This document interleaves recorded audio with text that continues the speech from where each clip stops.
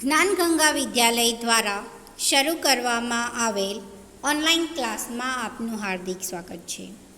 આજે આપણે ગુજરાતી વિષયમાં ધોરણ 12માં પ્રથમ કાવ્ય એટલે કે પહેલી કાવ્ય અખિલ બ્રહ્માંડમાં શીખીશું. ધોરણ 12ની ગુજરાતીની પહેલી કવિતા છે અખિલ બ્રહ્માંડમાં.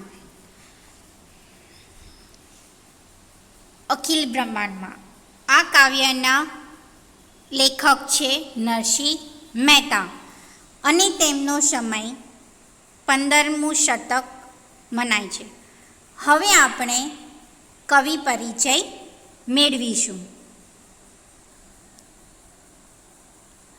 જેવી રીતે કહ્યું તેમ નરસિંહ મહેતા, મીરાબાઈ આ બધા મધ્યકાલીન યુગના કવિઓ છે.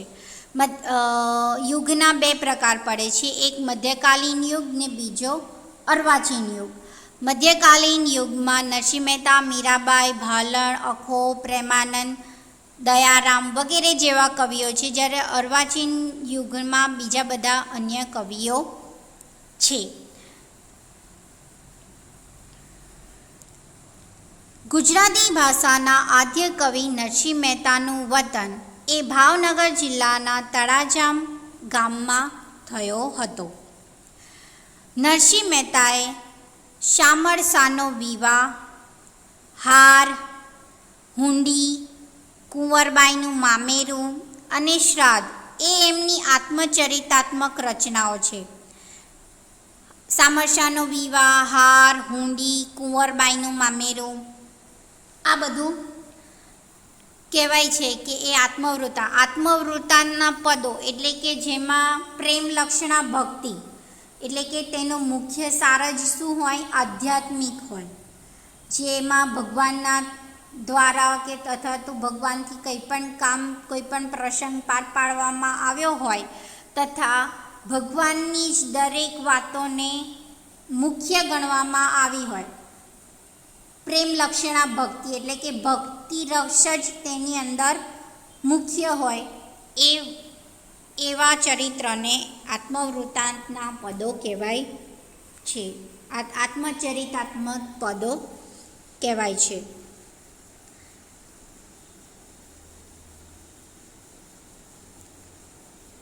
નરસિંહ મહેતા એ ગુજરાતી ભાષાના ઉત્તમ કોટીના ભક્તિ કવિ છે. તેમણે જ્ઞાન ભક્તિ વૈરાગ્યના પદો સર્જીને ગુજરાતી કવિતાને રડિયાળી કરી છે.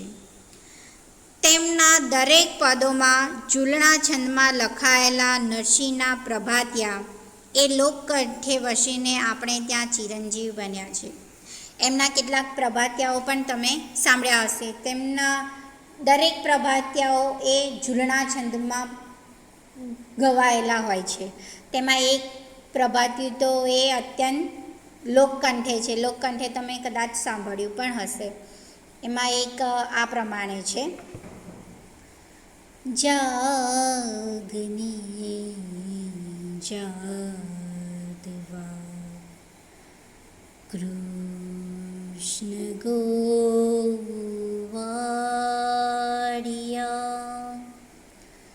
તુજ વિના ધેનમાં કોણ જાસે હે જાગને જાદવા. એટલે કે એ પ્રભાતિયું એ અત્યંત દરેકના લોકકંઠે એટલે કે દરેકના મુખ પર તો આ પ્રભાતિયું ગવાતું જ હોય છે.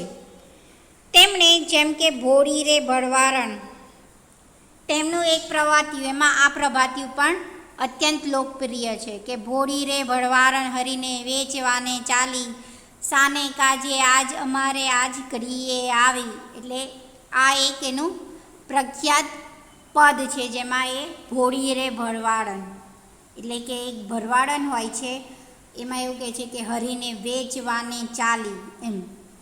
એ રીતે આખું પદ છે જે આપણે આગળ ક્યારેક જોઈશું. પછી બીજું છે જડ કમળ છાડી જાને રે બાળા. આ તમારે તો ભણવામાં પણ આવી જશે.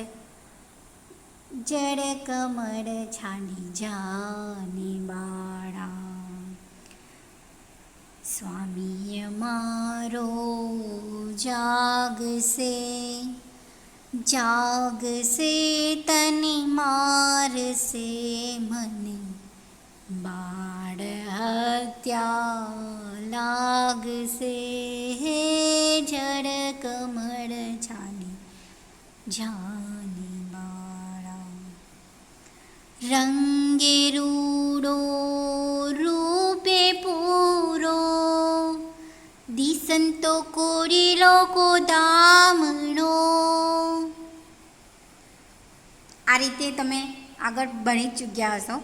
હવે આપણે પછી આ જાગને જાદવા, જેવી રીતે મેં હમણાં ગાયું હતું તે રીતે, જાગને જાદવા કૃષ્ણ ગોવાળિયા, તુજ વિના ધેનમાં કોણ જાશે. પછી છે એટલે કે જાગોને જશોદાના જાયા વગેરે એ હૃદયસ્પર્શી અને ભાવ નીતરતી એમની કાવ્યવાણી છે. હૃદયસ્પર્શી અને ભાવ નીતરતી એમની કાવ્યવાણી છે. એની સરળતા અને સહજતાથી આપણા મનમાં રમી રહી છે. આ પદમાં નરસિંહ મહેતા, હવે આપણે કાવ્યની પૂર્વ ભૂમિકા જોઈશું. આ પદમાં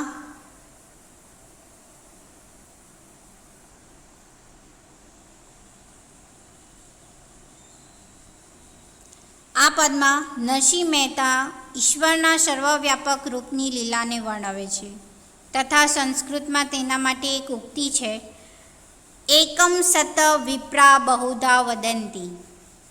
એટલે કે એક વખત બધા લોકો આ પ્રમાણેની વાત કરતા હતા, એ પ્રમાણે અહીંયા કહે છે. એટલે કે પરમાત્મા તાત્વિક રીતે એક જ છે. તાત્વિક રીતે તો પરમાત્મા બધે એક જ છે, પણ અનેક રૂપે દેખાય છે.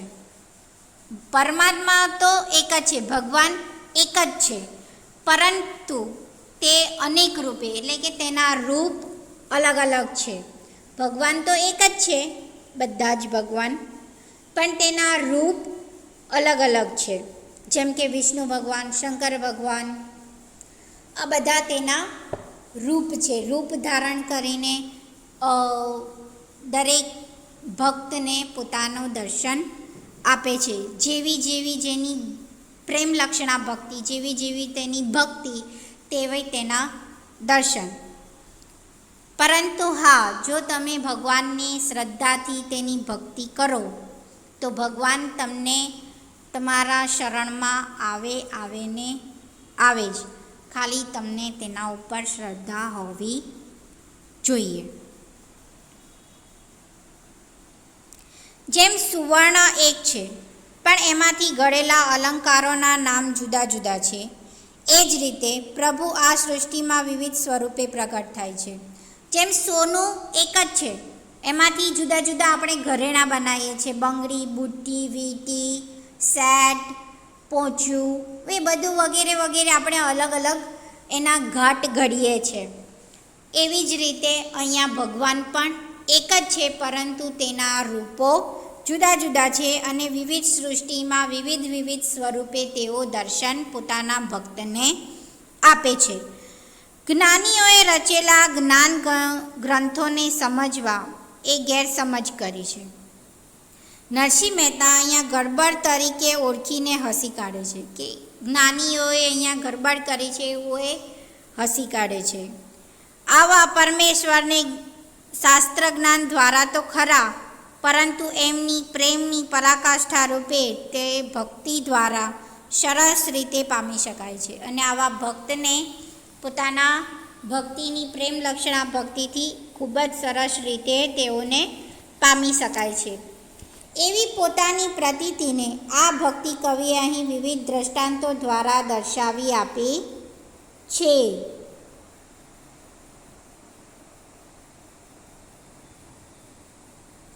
કવિતા અને તત્વજ્ઞાનનો સમન્વય કરતું આ એકાત્મ ભાવનું આ પદ નરસિંહની ચિરંજીવ અને સદા રમણીય અને વિસ્મરણીય કૃતિ છે. હવે આપણે કાવ્યનું પઠન કરીશું.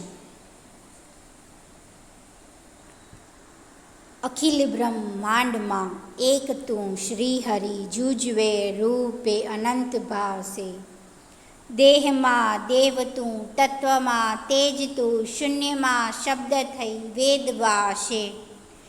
પવન તું, પાણી તું, ભૂમિ તું, ભૂધરા, વૃક્ષ થઈ ફૂલી રહ્યો આકાશે. વિવિધ રચના કરી અનેક રસ લેવાને, શિવ થકી જીવ થયો એ જ આશે. આ ફરીથી આ કાવ્ય ઝૂલણા છંદમાં છે. વેદ તો એમ વદે, શ્રુતિ સ્મૃતિ શાખ દે, કનક કુંડળ વિશે ભેદ નાય. ઘાટ ઘડી યા પછી નામરૂપ જૂજવા, અંતે તો હેમનું હેમ હોય. ગ્રંથે ગરબડ કરી વાત નવ કરી ખરી, જેહને જે ગમે તે જ પૂંજે. મન વચન કર્મથી આપમાં ની લહે, સત્ય છે એ જ મન એમ સૂજે.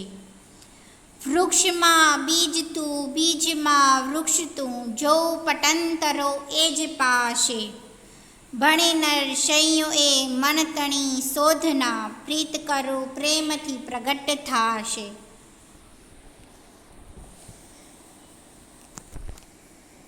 હવે આપણે આ કાવ્યની શબ્દ સમજૂતી અને વિસ્તૃત સમજૂતી મેળવીશું.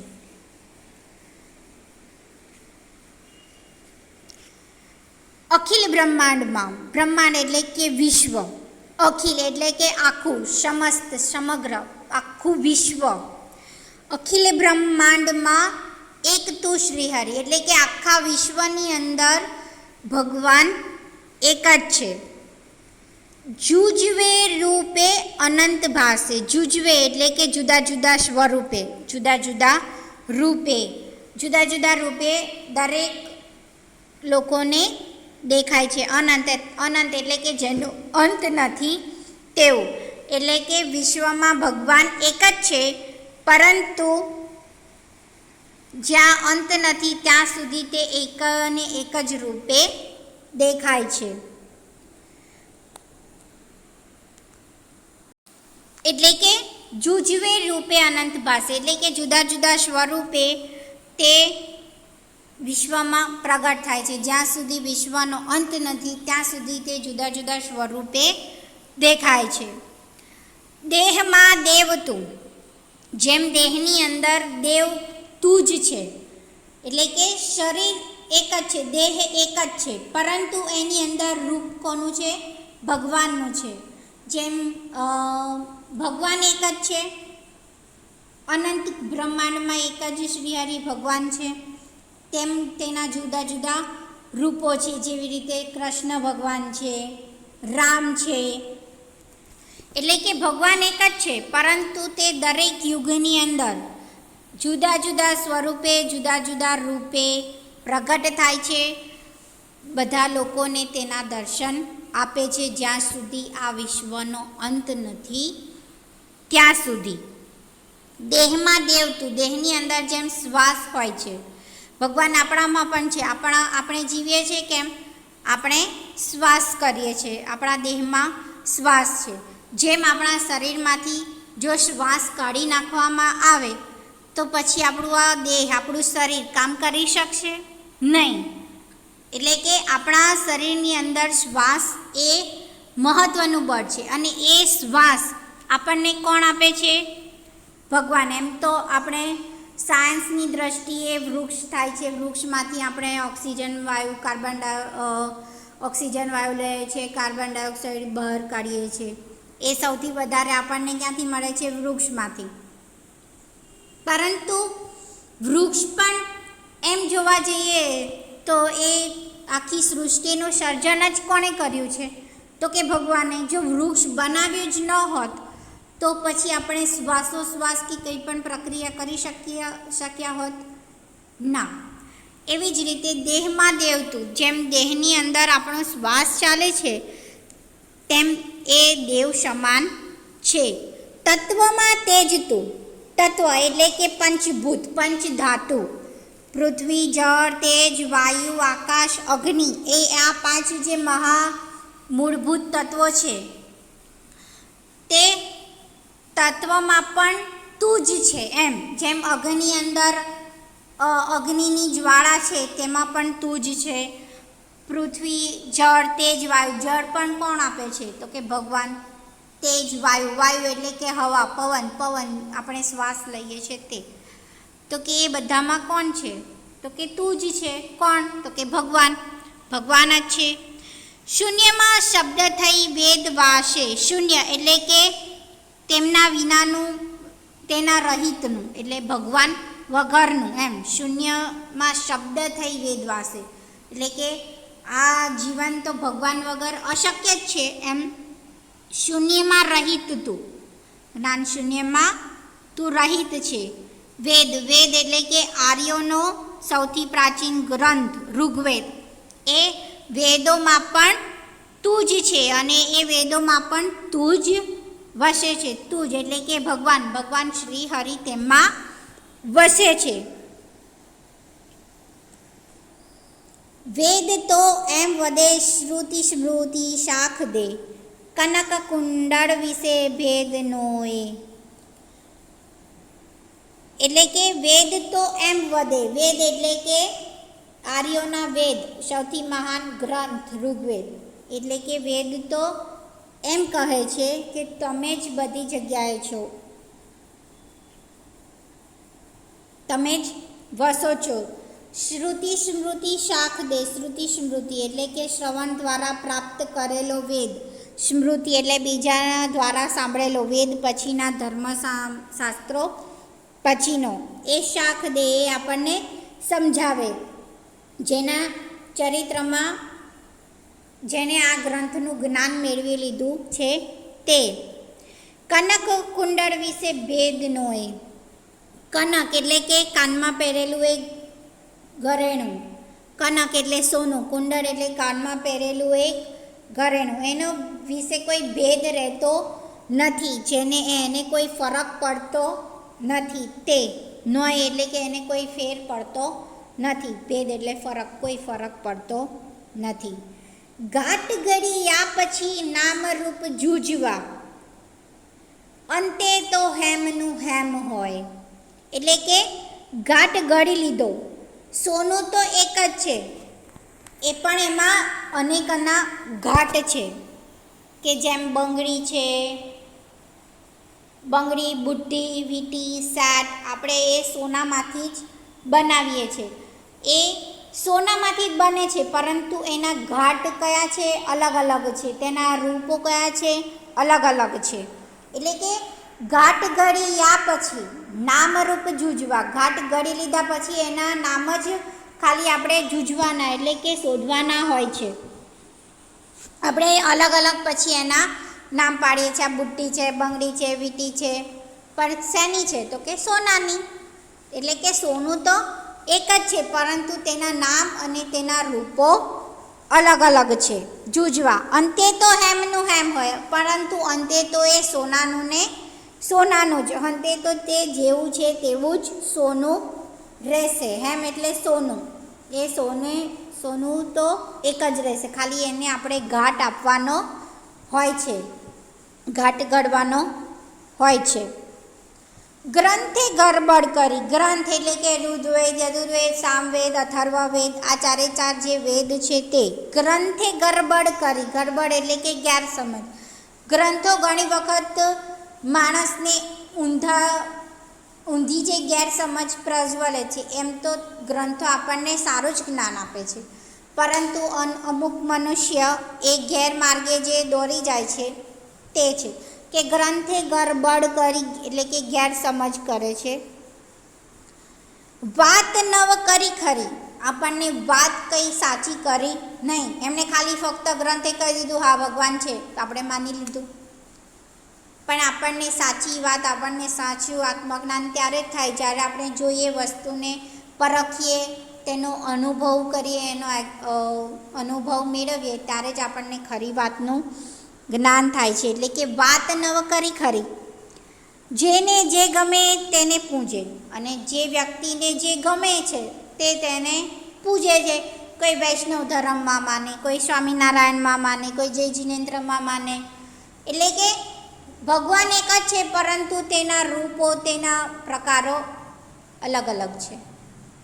દરેકે પોતાની પ્રમાણે ભગવાનને તેના અનેક રૂપો, અલગ અલગ પ્રકારો પાડી આપ્યા છે. જેને જે ભગવાનને જેવી રીતે પૂજવું હોય તે પૂજી શકે છે. મન વચન કર્મથી આપ માની લહે. એટલે કે મન વચન કર્મથી આપ માની લહે. સત્ય છે એ જ મન એમ સૂજે.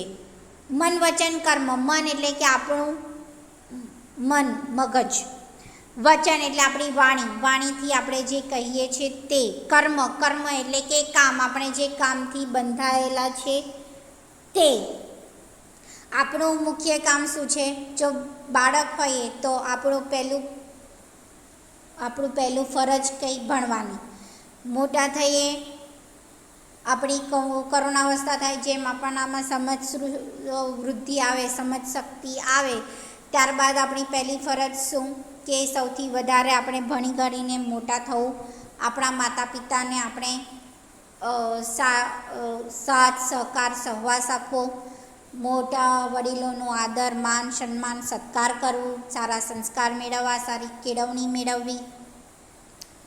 એટલે કે જે આપણા ફરજમાં, જે આપણા કામમાં આવતું હોય જે વ્યક્તિને, એ કામ તેમણે મન વચન કર્મથી જે માની લે તે કરવું જોઈએ. જે સત્ય હોય, જે સાચું કાર્ય હોય તે જ કરવું જોઈએ.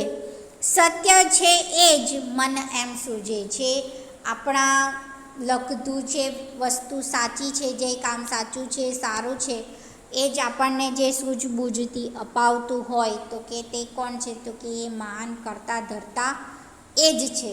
કાલે શું થવાનું છે તે કોઈને ખબર નથી. જે કરાવે છે, આપણે સૂઈ જાય પછી સવાર ક્યારે થાય, મરી જાય તો આપણું કંઈ કશું છે નહીં. સમય તો આપણા હાથમાં છે, પરંતુ એની ચાવી કોના હાથમાં છે?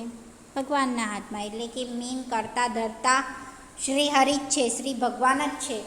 એ જ આપણને બે સમયનું સારું ભોજન પૂરું પાડે છે. ભગવાનને સૌથી પહેલાં ઉઠીને એ જ પ્રાર્થના કરવાની કે હે ભગવાન, તે મને જેટલું આપ્યું, જે કર્યું એ બધું જ તારા લીધે છે, તારા થકી જ છે. અમે તારા બાળ છે. અમને જેટલું પણ આપીશ એમાંથી અમે સંતોષ છે. આપણને જે મળ્યું છે ઘણીવાર એ બીજા પાસે હોતું પણ નથી. એટલે આપણને જે કંઈ પણ મળ્યું છે એની અંદર આપણે આ સંતોષ મેળવવાનો હોય છે. મનુષ્ય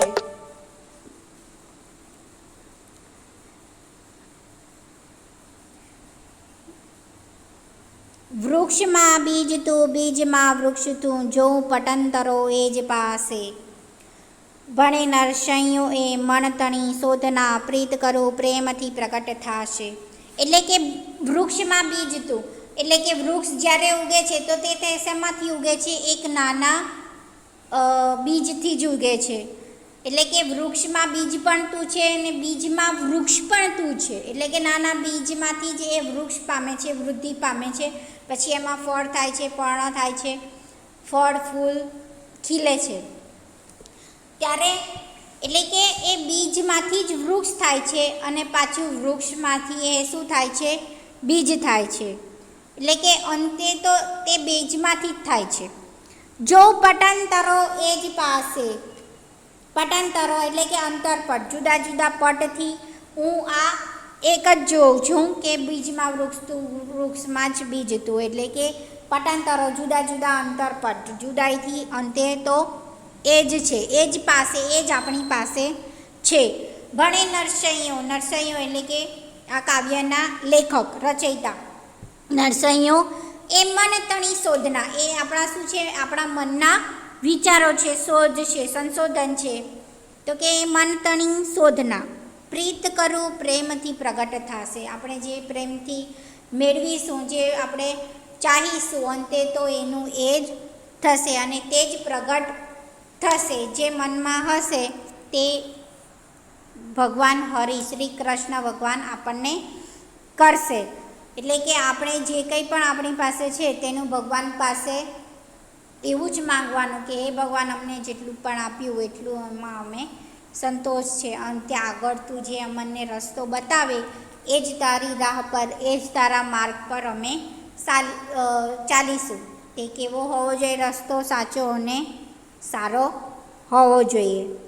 એટલે કે અંતે તો બધું ભગવાન પણ એક જ છે, ભગવાનના રૂપો ખાલી અલગ અલગ છે. આપણે જેમ ઘાટ ઘડી લીધો હોય ને પછી આપણે જેમ નામ કરીએ છીએ, નામ બોલીએ છીએ એ જ પ્રમાણે હોય. પરંતુ અંતે આપણે ગ્રંથે વાત તો કરી જ છે કે ભગવાન એક છે, પરંતુ એણે વાત કશી કરી નથી ખરી કે કેવી રીતે ભજવું જોઈએ, શું કરવું જોઈએ, એ આપણને કશું જ્ઞાન છે નહીં. આપણે તો ભગવાનના નાના નાના બાળ છે, તો આપણે ભગવાનને એ જ રીતે ભજવું જોઈએ કે જે અમારી પાસે છે પ્રેમથી ખાલી ભક્તિ કરવી જોઈએ. આપણી ભક્તિ સાચી અને સારી હોવી જોઈએ. જે આમ આપણે પ્રીત કરીશું, જેવી રીતે આપણે ભગવાનને ભજીશું એ જ રીતે આપણને ભગવાન પ્રગટ થશે. ખાલી આપણી ભાવના કેવી હોવી જોઈએ? સારી હોવી જોઈએ. આપણે જેમ ભગવાનને પ્રસાદ તો ધરીએ છીએ, ભગવાનને પ્રસાદ ખાય છે ના, પરંતુ આપણા મનમાં શું છે, એક ભાવ છે કે હા ભગવાન એ ગ્રહણ કરે છે. એટલે કે આપણી ભાવના, આપણી લાગણી ભગવાન પ્રત્યેની સારી હોવી જોઈએ. તો જેમ આપણે પ્રીત કરીશું તો આપણને ભગવાન મળી જશે, એવું આ કાવ્યમાં કવિ નરસિંહ મહેતા કહે છે. હવે અહીંયા આપણો પહેલી કવિતા પૂર્ણ થાય છે. સ્ટે હોમ, સ્ટે સેફ, બી હેપી.